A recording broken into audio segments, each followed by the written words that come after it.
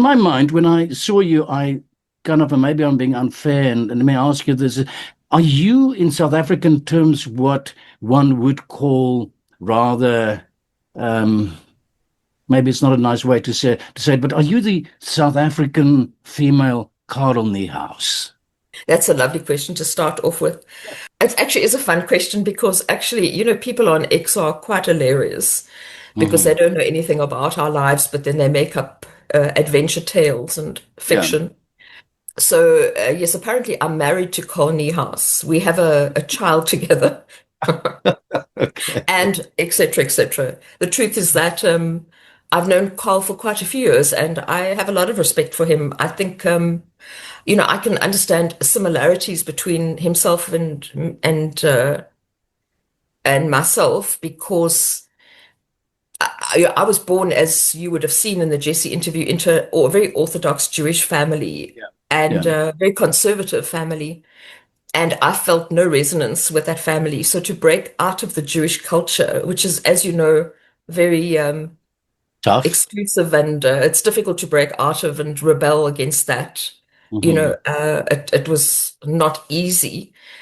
And because I had to go through that experience, I can understand Cole where he found being Afrikaans at that time when being Afrikaans really meant being part of the apartheid system largely. Yeah. Yeah. Yeah. Um, I can relate to that because I know the pain of dissociating yourself with your own community. It's a very costly thing. It's a very painful Yeah. thing. Yeah. And I think it takes courage. You may not agree with our perspectives, but that journey's not easy. I would rather have stayed comfortably in my own culture and my own privilege. And so Cole, I mean, he's had an extraordinary journey. I think he's Yeah. a brave activist. Another figure that's mentioned when I did a little bit of research on you was Andile Masitame, if Masitama, I hope I say it right now, who I recently interviewed a couple of months ago. Oh, wow. And Masitama and Julius Malema, you both label them as the best politicians in South Africa. Explain that to me. I got involved with the EFF and I met both of them. And I hold them both in high regard. It's so interesting. And I think my advantage and privilege is to meet people as opposed to hear from media headlines what they Mhm. like. And so I met Julius Malema when I don't know if I can just go a little bit back into contextualizing that. Yeah, I'd like to know, how did you meet Okay, him? so That's so I yeah, so I was always enamored by the ANC. I celebrated. I think I might be one amongst the first people to get the actual membership card, and thought that here everything would be well. yeah. And even in 1994, I was a very junior researcher working with Nelson Mandela, and my experience with him was that he was just a wonderful man, Yeah. as a person. And in my upcoming book, I write about a meeting that we had and how humble he was and generous and just a good human being who I believe really cared about Hmm. Black people and justice. And I became very despondent with the ANC, particularly around the Marikana massacre. I couldn't Hmm. understand that a Black government would side with white capital against its own people. It totally changed me. And when I saw that Dalim Mpofu, who I'd been at university with, we were active in student politics together, had joined the EFF, he said a beautiful thing. He said, I never left the ANC. The ANC left me. Hmm. And I Hmm. remember that moment in my life. It felt like that's always what I wanted to say, but I didn't realize it. And I contacted him. I didn't know him hugely well, and I said, I feel maybe if someone like him could go to the EFF, I could do so because at last it felt like there was a party that I could feel that I could be part of. And he introduced me to Julius Malema. And actually, in my new book, I wonder if I write touch on this.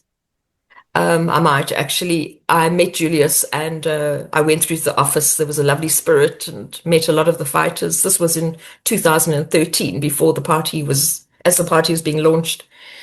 And I thought maybe I could play a communication role because that's my background as a communication expert.